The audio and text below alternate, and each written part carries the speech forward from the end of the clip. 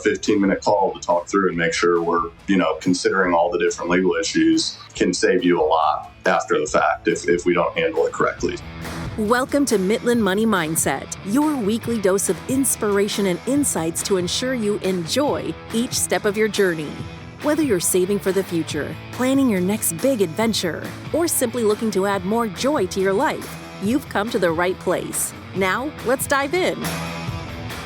Success at work, presence at home. For many high-achieving professionals, it feels like you have to choose. On today's episode of the Midland Money Mindset, I'm joined by Matt Korn, partner at Fisher Phillips, employment law leader, co-chair of the firm's Reduction in Force Task Force, and the chair of its evaluation committee. Matthew spends his days helping companies navigate complex wage and hour litigation and high-stakes employment decisions. But beyond the courtroom, Matt is a father of four and the founder of Dad Esq, a growing online community supporting lawyer dads who want to win both professionally and personally.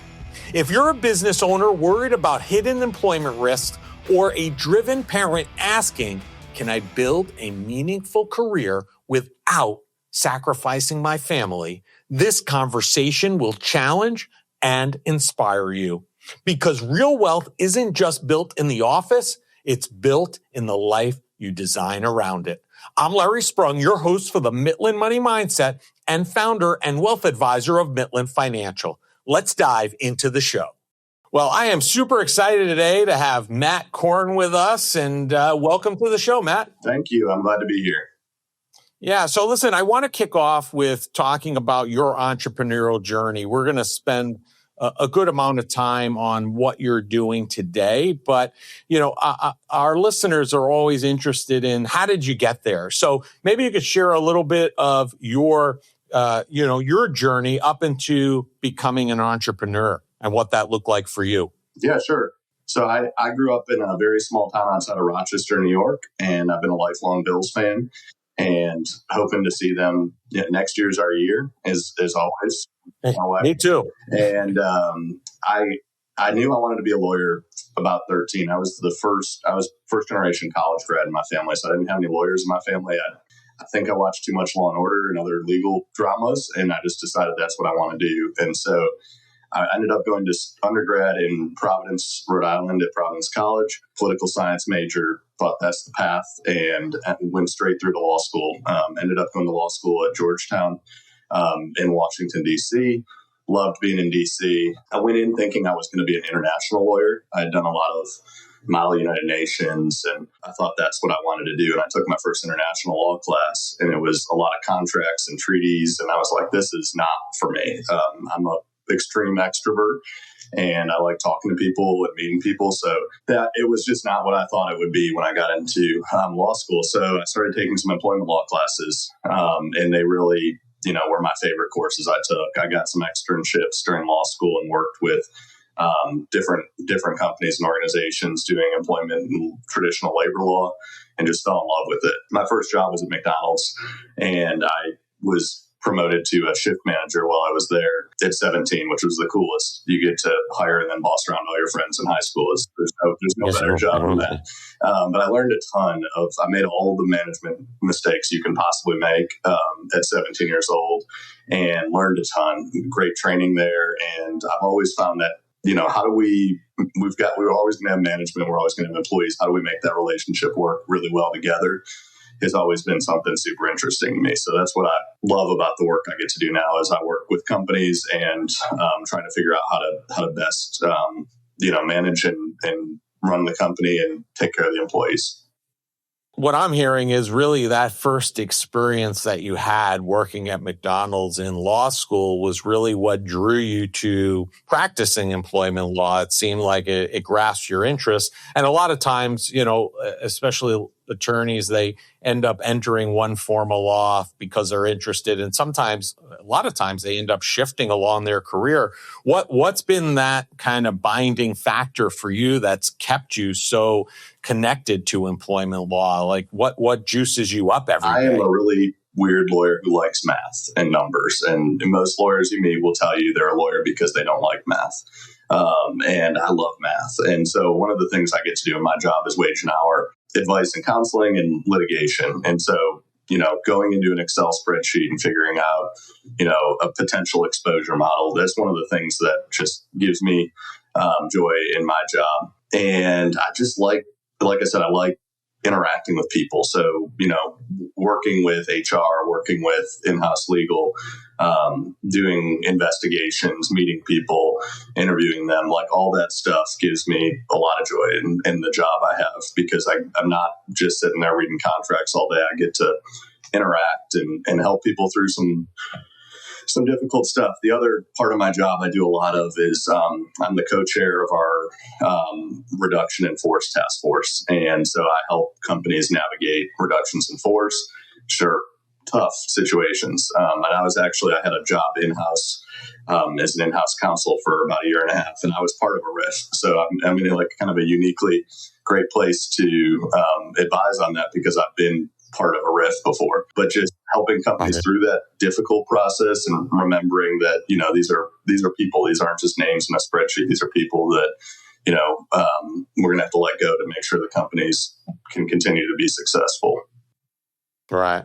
And just to be clear, just in full transparency, you represent the company, not the employee side, yeah, usually correct? As an employment lawyer, you pick one of the two sides.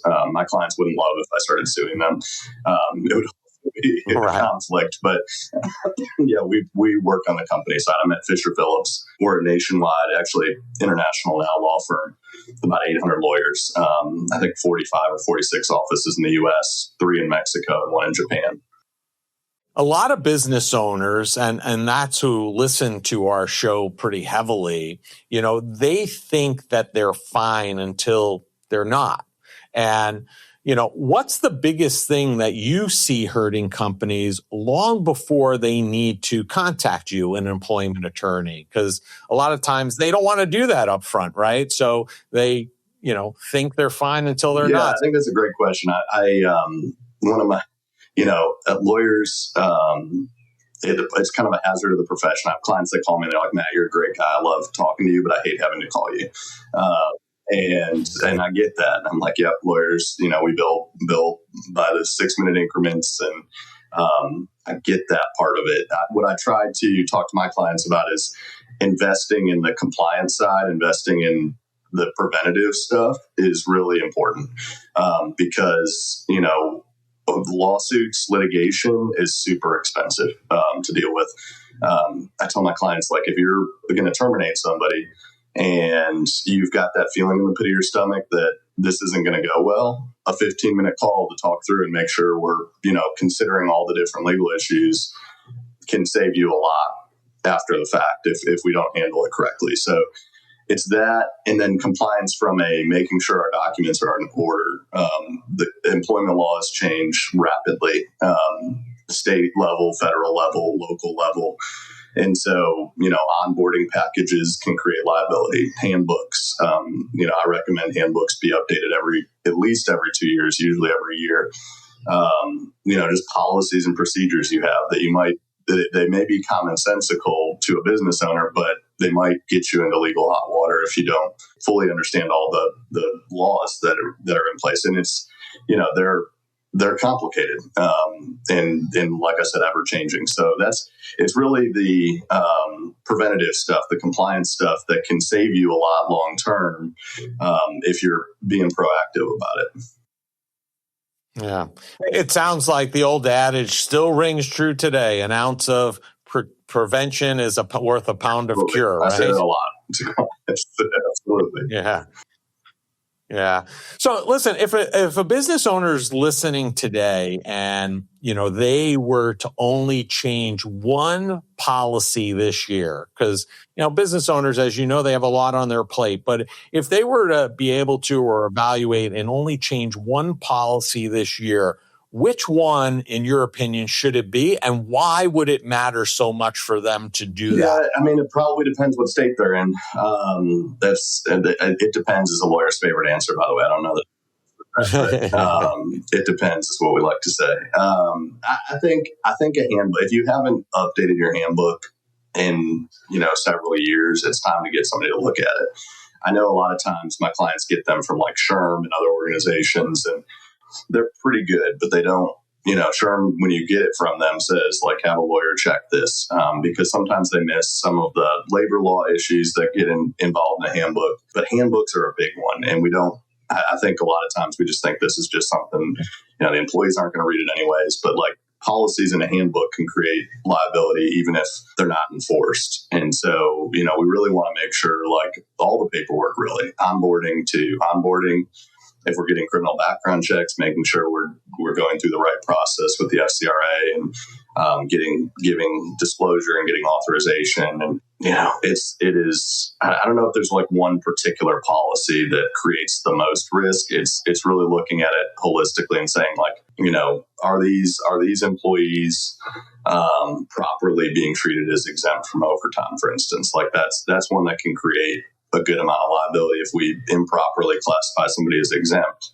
A lot of companies think if we're paying them a salary, they're exempt, but there's other tests that go along with the exemption. There's job duties tests they have to satisfy. So paying somebody a salary alone isn't enough, and just making sure we're covered on all those things, because some of those things if a plaintiff's attorney or the Department of Labor gets a hold of it in an audit or a lawsuit, we're looking back 3 years at everybody that's been in that position, and it gets expensive really quickly if we make a mistake. And these things are rather nuanced too, right? Because even if you have the most button-up handbook, the most button-up policies and procedures, my experience and understanding is that does not prevent necessarily a potential litigation, but it just simply helps you build a case. So if you end up having to go down the litigation route, that it hopefully doesn't last as long and gets quelled early on, right? Exactly. I always tell clients, if I could prevent employees from suing you, I'd be the wealthiest employment lawyer in America. I can't prevent employees from suing people. What we can do is try to mitigate and minimize risk, right? So having the policies puts us in a better position to defend, making sure we're making fair, consistent decisions that are, documented performance issues. All of those things put us in a better position if we get a lawsuit to be able to defend against the lawsuit. And so, but you're 100% right. You can be as buttoned up as you can, and a disgruntled employee leaves and sues you, and you have to deal with the lawsuit. Let's take a little bit of a shift for a little bit, because I think one of the great things that you've done is, you are a dad, and your kind of response to the journey that is fatherhood was you founded Dad Esq. Okay. So can you tell our listeners a little bit about, what this online community is and why you created it? Sure. I have 4 kids. Currently, my oldest, MJ Matthew Jr. is 11, going on 17. And then we have an 8-year-old Joshua, 5-year-old Caleb, and a 3-year-old Madison, who we adopted. Our 3 boys are biological, and we adopted our daughter. So a lot of kids. I'd like to say there's a lot of energy in our house, but they're awesome. And, I look back at my career when we had our first son, MJ, about a year in, I was building a practice. I was a health and safety litigator. I was traveling a lot for work, and my wife was staying home with our son. And probably about a year in, she said, I feel like a single mom. And that really hit me. I was like, I've got to make a choice here. Am I going to continue pursuing, career at all costs, or am I going to, continue having a wife and children? And so it was a lot of just self-imposed pressure. And I think a lot of lawyers deal with that. It wasn't my firm saying you have to travel all the time, you have to do all this stuff. It was just, I wanted to be successful. And I was like, to do that, I need to do X, Y, and Z.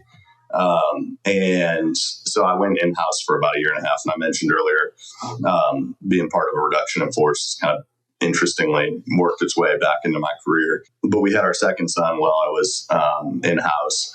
And since then, we've had 2 other children. And so I created this online community. I actually hosted on a platform called Mighty Networks, which is just one of these.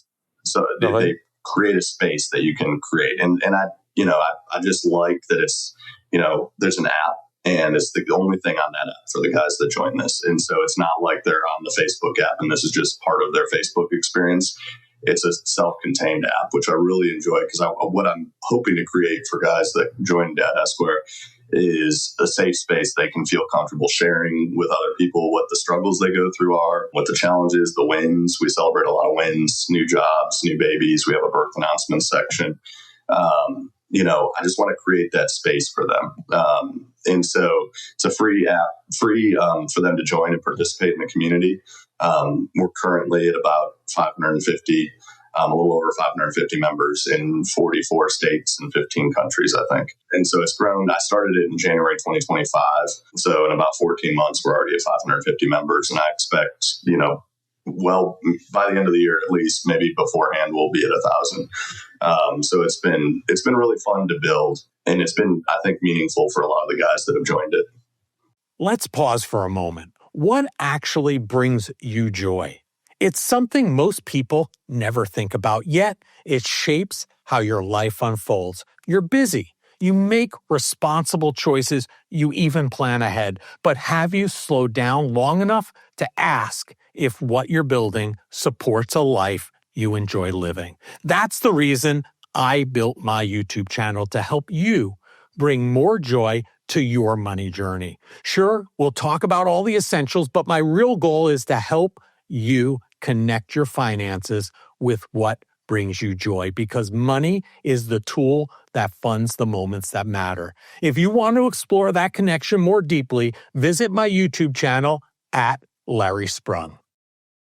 Such a great idea. And, I similarly to you, I have people now, because my kids have been out of the house now for 3-4 years. And it was funny when I started going to conferences, because for a very long time, I did not do that stuff and travel because I wanted to be home and with my boys, as a lot of, our listeners know.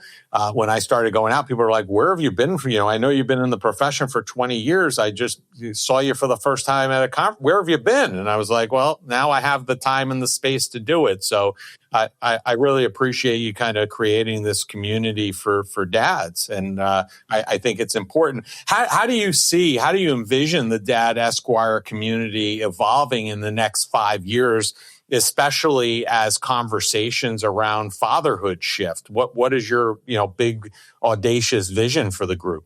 Yeah, that's a great question. So I started thinking about it back in December 2024. I had guys coming to me and just saying, how do you balance being a dad of 4 and being a partner at a big law firm? And so I was like, I want to create this community space for them. And when I sat down in December and started building the community, I think we had like 3 sections at the time. It was not nearly as built out as it is now.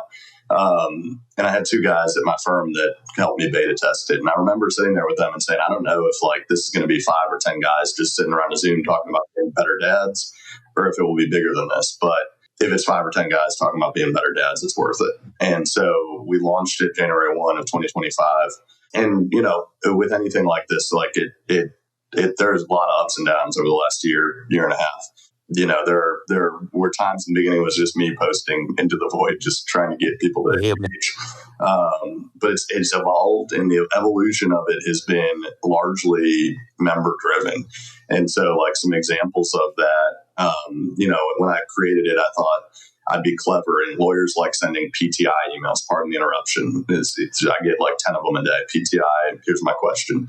And so I named the chat feature PTI, pardon the interruption. And guys were like, where do we go to chat? And I was like, oh, obviously PTI in the water cooler section. And I thought it was pretty creative and clever, but they were like, we don't know where to go to chat. So now it's called the Dad Chat. Just very simple, very clean. And then, I've had guys join that are like, one guy joined and he said, I really enjoy reading. We should have a book club. And so I was like, great, if we can get 4 or 5 guys that want to do a book club together, we'll create it. So I created that space. More recently, I have 9 people on an advisory board now that are more active members and help me kind of brainstorm where it's going. He was like, we had our second child through IVF, had infertility issues. And, I was just talking to another guy about that. It'd be cool if we had a space for that in Dad Esq. So now we have an alternative family formation where we will have resources and people just ask questions about for IVF, IUI, surrogacy, adoption, and foster. And obviously, having adopted a little baby girl, adoption's near and dear to my heart. So for guys that are in the community that are, going through infertility issues or just thinking about other ways they can expand their family, we now have a space. So it's kind of built out like that. What I would like to see over the next year, 2 years, 3 years is more in-person meetups. One of my visions is that we've got 10 or 12 guys in St. Louis, and one of my advisory board members is there. And so they did a happy hour and a coffee event recently in person. And so Dad Esq will be a place where lawyer dads in a particular city can meet on the online app, but then meet up in person and have lunch and have coffee. We had 2 guys in Singapore who never would have met each other. Wow. For Dad Esq, and they grabbed coffee. Oh, one other thing. So we also have just a couple months ago, we started something called the Trusted Provider Network. So in that same vein of connecting people to resources, we now have, I think we're at 5 or 6 trusted providers. We're going to roll out one a week. But people that provide services or sell to lawyer dads, and they go through an application process, an interview, vetting process. I want to connect people in the community to people that, work with lawyer dads that understand, things that lawyer dads deal with and can best support and are bought into the vision and the mission behind what we're doing at Dad Esq. So that's, again, something that just came up because somebody said, hey, I'd like to sponsor you for a year. And I said, well, what does that look like? How do we build that up? So it's, I wish I had a 5-year plan. I probably should, but I'm also working 2 full-time jobs and have 4 kids. So yeah. A lot on your plate. Well, they say give something, if you want something done, give it to a busy person, right? Yep. So Here you go. So, what, and I think I may know where this is going to go, but I mean, you're very visible online building this community for dads-in-law. What made you comfortable? Because I think a lot of business owners, have ideas and have vision and want to do these things, but then they're not really comfortable putting themselves out there to actually do it and explain that what their mission is. What made you comfortable putting yourself out there in this regard to start, putting together and growing this great group of dads? Yeah, that is another really good question. When I started it, I wasn't very nervous about that, truthfully. And I think you're exactly right. A lot of people starting something that there's that, if I put myself out there, what kind of response is it going to get? I've also created a community for lawyer dads. And I was, I talked to lawyer moms at my firm, to my wife. I'm like, I don't want this to come across in a way. There's a wonderful community called Mothers Esquire that's been around since 2013 for lawyer moms. And they have about 10,000 members. Great. Anyone that's listening that knows a lawyer mom should send them there. There are other lawyer mom communities, but there wasn't something for lawyer dads. It just didn't exist. And so that helped. I was like, it just doesn't exist. I actually looked for a community so that I could just join it, but it didn't exist. So I decided to create it. For a long time last year, I posted primarily. LinkedIn has been the best way for me to connect with people who are interested in joining the community. And so I posted from a company page. Anybody that's ever tried to grow anything on LinkedIn can tell you it's not the right strategy to try to grow a company page. It's really tough. But as I got more and more comfortable with the feedback I was getting was super positive. Not just lawyer dads who were excited to join the community, but moms and women, professionals that were like, this space is needed. Like, guys need a space like this. They need a safe space to, because a lot of men are just, the isolation's a big thing for lawyers, and men generally, and just this kind of stereotypical, but men generally aren't the first ones to open up about their feelings, about their struggles. And so creating a space where they can feel safe enough to do that with a group of people that, aren't going to judge them, aren't going to, say anything bad, they're going to support them, is important. And so as I got more comfortable with that, started posting more for my personal page too. And I think that's helped it really grow. That's amazing. For those that are out there that are listening, what's one myth that you can debunk or would like to debunk about being a quote unquote successful lawyer and a great dad? Because I'm sure there are myths out there about the struggles of doing that. It can't be done. It can be done. What's one myth that you would love to debunk around that concept of being a successful lawyer and great dad? Yeah, I mean, for me, I think it's more, I think for a lot of lawyer dads, it is the opposite almost, that I feel like I'm not being a successful lawyer or not being a successful dad. There's this guilt that we carry in two respects. Like when we're at work, we have a mediation that runs late and we miss the soccer game, or we have to get a brief done. And so we miss bedtime, right? So there's this guilt associated with, I know I'm providing, I'm being a successful lawyer. I'm doing what I need to do at my job, but I feel guilt associated with not missing certain things or not being as present at home as I want to be. And then there's the guilt at home where we take that 4-day weekend, or we, take our kids on a trip, or our kids are, we leave early from the office, and then we start feeling guilt about, I'm falling behind a little bit at work. And I think that the myth is that we're the only one that is facing that. Like, we look around and we see other people performing at a high level. To me, that's the essence of community. My wife and I lead a small group at our church and have for 10 years of married couples with kids. And I never forget, this is really pivotal to why I created this community, is like we were in a group early on and some couple said they had an argument about something.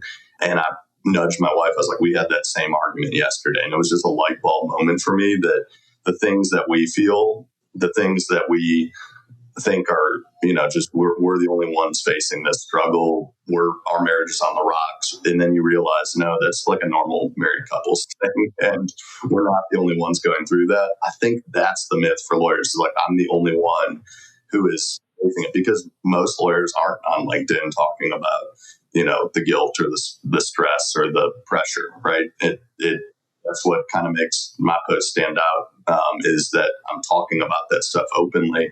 Most lawyers aren't doing that. And I think it's healthy for us to talk about that guilt that we feel, that stress, that pressure. Mental health is a big thing for lawyers. And when we feel isolated and we're just trying to do it on our own and trying to be the best lawyer we can be, the best dad we can be, like, at some point you hit a breaking point if you don't have other people to share with and talk to. So that's to me, it's the myth of, it's the comparison game. I'm looking at everybody else's Instagram and they're on family vacations and they're crushing it at work. And, but guess what? They have the same feelings of guilt and isolation and all the things that you do. You're seeing the highlight reel. And I want Dad Esq to be the highlight reel. I want it to be the real, we're in the trenches together. It's like that, the photo that you see of the iceberg, right, in the water. All you see is the top, what's above the water, but you don't see all the work and everything that's going on below the water level. And that's the same thing, right? Everybody sees what's on top, the success, et cetera, being a good dad, being a good lawyer, but they don't see what work took to get there. So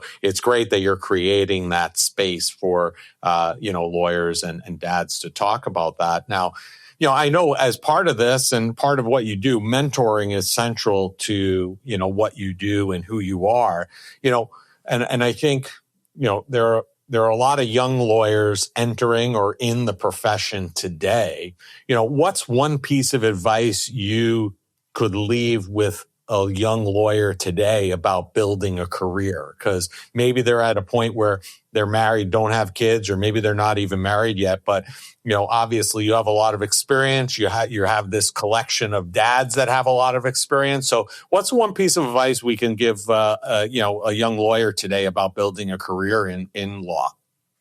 I think probably the most helpful thing, if I had lived by this back when I was an associate, it would have helped me, is just remembering it's a marathon, it's not a sprint. And, a legal career is a long career, right? Most lawyers, not all, we have plenty of lawyer dads in our community that are doing law as a second, third career.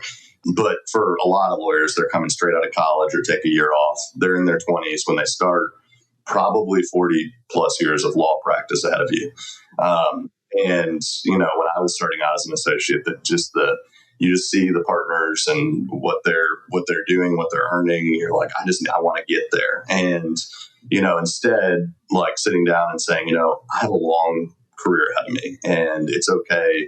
It's going to take X amount of time and I'm okay with that. And during that time, I'm going to hone my skills. I'm going to become, I always tell new associates in my office, like that first 2-3 years, just learn the foundational stuff. Just become a really good lawyer. Law school, I don't think really prepares people to practice law as well as it could. And so just learn how to be a better writer, learn the substantive law, whatever it is. For us, it's employment law, but read the statutes, read the regulations, just become, just be intellectually curious. Learn all that stuff before you worry about getting clients and making partner and all that stuff. I think I know I had this, mentality of I just need to get there really quickly. I need to, go to all these conferences, meet all these people, get to partner as fast as I can. And it probably would have been better for my mental health along the way if I just recognized I'm where I am right now and that's okay. That's probably like, I think a lot about mental health. It's a very stressful job, especially when you have kids, and a lot of lawyers, moms and dads, you're having kids in that time when, you're trying to make partner often, and that just creates a ton of stress. So giving yourself some grace and saying, you know what, this is, it's okay to be where I am. And, I still have ambitions. I still have goals, but they might not be this year. It might be a few years down the road, and that's okay. I've got a long career ahead of me. Yeah. Perspective is so important. And thank you for sharing that, because I think that's great advice. And I agree with you. I do a lot of work in mental health, and I think, you have to take care of your mental health, your physical health, and your financial health. They're all equally important, because if you're failing in one of those areas, it really has an impact on the rest of your being. So thank you for sharing that. And, we end each of our shows by asking our guests the same question, and our listeners are always waiting to hear these answers, because we are the Mitlin Money Mindset, but we are also all about joy on this show, and you've given us a lot of joy today. So I ask you, what did you do today, Matt, that brought you joy and put you in the right mindset for success? So it's still pretty early for me in the day. I think for me, the thing that brings me joy is seeing my kids. They got up, went to school, and just being around my kids. I'm working from home today, so I'll get to see them when they get home from school, and that brings me a lot of joy. My wife's awesome, and so just being around my family is really important to me. Love it. Love it. I'm very similar in that vein, so I can appreciate that greatly. And thank you for sharing that. Now, Matt, we're going to have all of your information in the show notes. But if people want to learn more about you, learn more about the community, what's the easiest and the best place for them to do that? Yeah, sure. Feel free to connect with me on LinkedIn. My last name is Korn, like the famous rock band from the 90s. I was born before then, so I think they took it from me. But and the community, we have a website. It's dadesq.com. And that has a link to, if you're a lawyer, Dad, to join the community as well. Awesome. I love Korn, by the way, and I hope your Bills have a good off season and come back stronger in next season with their new coach. Josh is a baby, so I just need him to go to law school, and then I can get him in the community too. There you go. Well, listen, I appreciate you coming on. I appreciate you sharing your time with us, and Thanks. Enjoy the rest of your day. Thanks for having me. Matthew Korn reminds us that success doesn't have to come at the expense of the people who matter most. As a partner at Fisher Phillips navigating complex employment law and wage and hour litigation, and as the founder of Dad Esq, a thriving community for lawyer dads, he's proving that leadership at work and presence at home can coexist. If you're a business owner wanting to protect your company from costly employment mistakes, or a driven professional striving to be both exceptional in your career and intentional with your family, this episode is your reminder that real wealth is built through alignment. Money, mindset, fatherhood, and leadership. When those work together, everything changes. Matthew Korn and everything he's up to can be found across most social media platforms. All the contact information needed to find them can be found in the show notes. Thank you for joining us on this episode of Midland Money Mindset. Remember, it's not just about the money, it's finding joy in the journey and embracing the right mindset. If you love the show, be sure to subscribe, rate, and leave a review. Don't forget to follow along for more tips and inspiration. Please visit the social links below to connect with Larry or his guests. Until next time, keep smiling, keep thriving, and remember to think about, what did you do today that brought you joy? The opinions voiced in the Midland Money Mindset Show with Lawrence Sprung are for general information only and are not intended to provide specific advice or recommendations for any individual. Past performance is no guarantee of future results. All indices are unmanaged and may not be invested into directly. Investing involves risk, including possible loss of principal. No strategy ensures success or protects against loss. To determine what may be appropriate for you, consult with your attorney, accountant, financial or tax advisor prior to investing. Investment advisory services offered through CWM LLC, an SEC registered investment advisor. Guests on the Midland Money Mindset Show are not affiliated with CWM LLC.